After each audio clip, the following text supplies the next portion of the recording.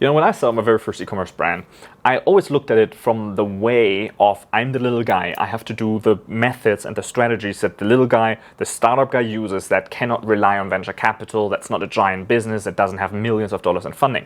And I always did things that way of, okay, let me get a Facebook ad and let me make a great store so I can get people from an ad to the store and then make a sale and then hopefully have a little bit of profit and then I reinvest it in ads. And eventually one day I might be able to do things the same way that the big guys do it.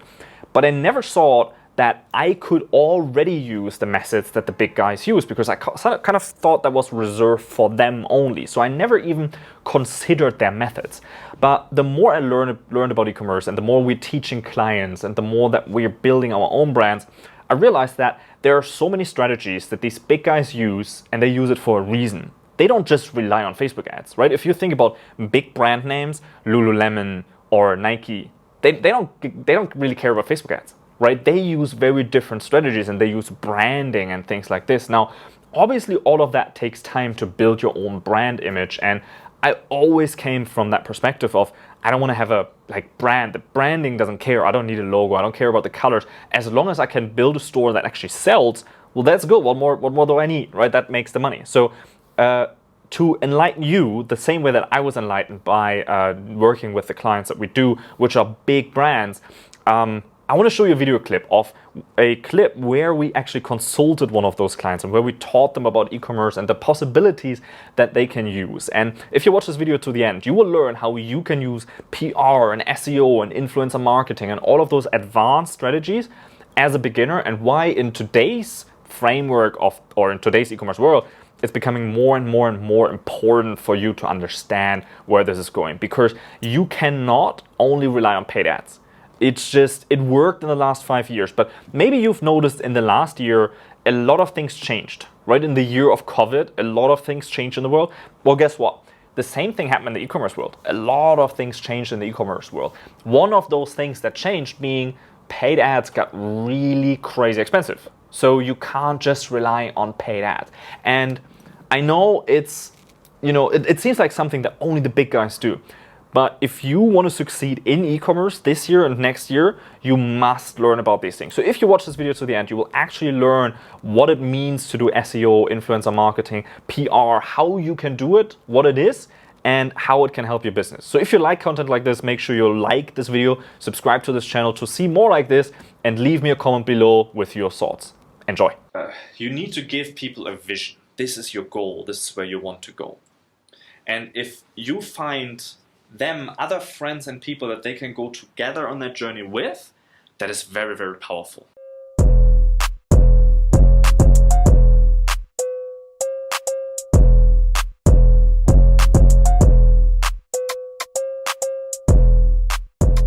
Their pictures, their graphics, all of that creates emotion. All of that clarifies it. If you only have the text, nowadays people, there are so many distractions, right? So if it's just text, people read and they fall asleep, right? So there's got to be a lot of pictures and photos and content and videos and moving things and things that keep people engaged, right? That keep things interesting to them. Because that is how you create great content. So the content, A, it needs to be visual, but B, it needs to be helpful, okay? So this is not only visual, but helpful. Or valuable. And valuable doesn't mean you think it's valuable. It means that your customer thinks it's valuable, right? Because a lot of times we know what the customer needs. You need this light because it saves electricity and it helps grow your plant by 20% and it will get you where you want to be. But maybe the person doesn't care about it. Maybe the person cares about how the light looks in the corner of his house, right? So to him, okay, it saves me electricity, okay, there is a value in that. But you need to be at the point where you understand what the customer values. And if the customer values how it looks in the corner of the room, then you need to make content about that, right? Not about how much electricity it saves. So it needs to be valuable to your customer, to them, right? We have to start thinking about us and why we are the best, to think about what they actually want to know. And most of the time, people buy what they want to know and not what they need to know. Right? The next kind of content marketing is social media.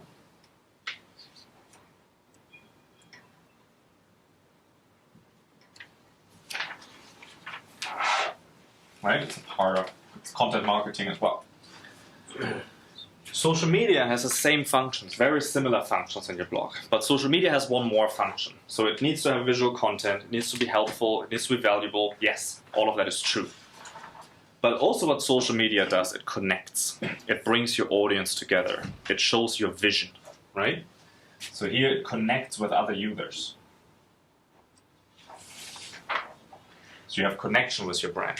Maybe you have people, if you're in the wealth niche, maybe you have people that post on your social media how their income has increased and what a great story this is, how they made to move out of the neighborhood and they made to move into another thing because of this, because of the opportunity, through your tool, right?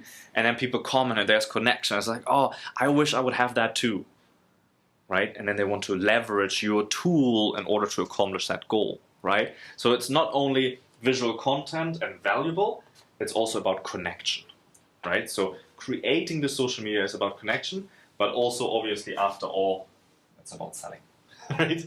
So it's like, okay, now that you have connection, now that you know what this can do for you, and you've seen other people do it, and you talked about it in a group, and you find people that you walk together through to the vision where you want to go as a group, right? You meet other people that are just where you are, and they want to move to the vision together, right? This is a very, very important piece where you need to give people a vision. This is your goal. This is where you want to go. And if you find them, other friends and people that they can go together on that journey with, that is very, very powerful. Now, a lot of this content can be used multiple times.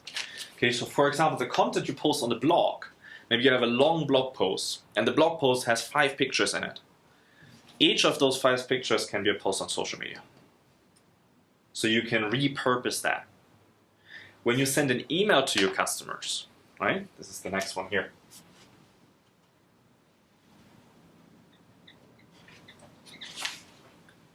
Email. Email marketing is to keep the people that you have. When you have the email, that means you control them. This is the end stage, right? The only stage after that is they give you money.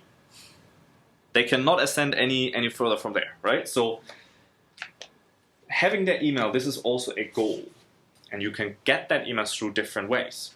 You can either do something where you collect their email through advertisement. You can collect their email through the blog. You can collect their email through social media. There are multiple ways how you can do that.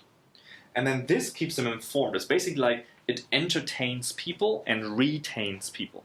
So the person that was at your blog is like, oh, that's valuable information, and they subscribe to your newsletter. Doesn't mean they bought right now. Doesn't mean they buy tomorrow. Doesn't mean they buy next month. But eventually they can buy. Because they keep getting emails. You send them emails, and the emails send them back to the blog, right? So for example, you have multiple posts on here. Post 1, post 2, post 3. So the person subscribes to your newsletter, and every week you send them an email. First week they get the email to post number 1. Second email they get the email to post number 3. Third email they get the email to post number 3. Right? So each of those emails, and this is again, you repurpose it. Oh. The content of the email is just teasing the blog post. So you only create one piece of content and you can multi-purpose it. So you create a post, but you take the image to social media. You take a little part of the text and put it in your email. Right? You start the email like the blog post. You want to read more? Come to the blog. Click here. Yes. Right? So it's one piece of content that is used for all these different functions, right? Now, if we talk about email marketing, there's one thing called lead generation. Okay? So email marketing could be part of lead generation. Lead generation doesn't necessarily need to happen on your blog or on your shop. You could even dedicate a completely different website to lead generation alone. So for example, I don't know if you guys have seen this before. You see an advertisement. Free report, the 7 best steps to whatever, and you follow it. If you want to get your report, leave your email address. You type in the email address, you get the report. And then you keep getting emails, and eventually they want to sell you something, right? They do this because it works, and it works very well, right? So let's say you have content marketing here.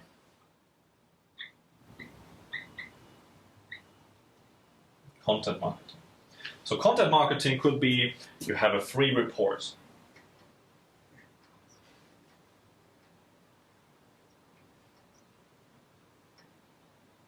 As an example, you could give anything out for free. This is the keyword, free, right? So you give it out for free. People come and people give their email address, for example, and then you send them emails. The emails, send them to the blog or send them to the shop, right? Again here, content marketing, we need to have something valuable, right? Some information that is valuable to them. So we create valuable content, and this valuable content, how do people get there? People can get there through your social media, right? So when you have social media, you can send people there. To make them from a platform where you rent them on social media, you don't really own them, right? Because Facebook owns them or Instagram owns them. But you send them from there to your content page where you collect their email information, and then you own them. Right? So also this goes both ways. You either have the content and you send them to the blog, or you send them to social media, or it goes the other way around, right? And it's all to build trust, to build connection, and to sell, right? Do you have questions so far? No. Okay. Blog creation. Okay. So all of those are pretty much inbound marketing, right? People come to you because of the content. People come to you and subscribe to the newsletter. People come to you and look at your blog, right? Yes. But then there's always a way to accelerate that, a way to speed this up. And the way to speed this up is to get people to you, right? So let me change the color for that.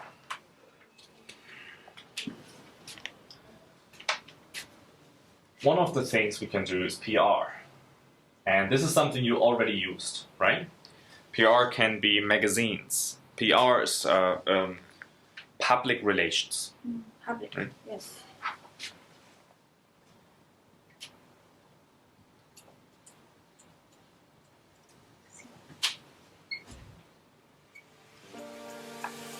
Public relations.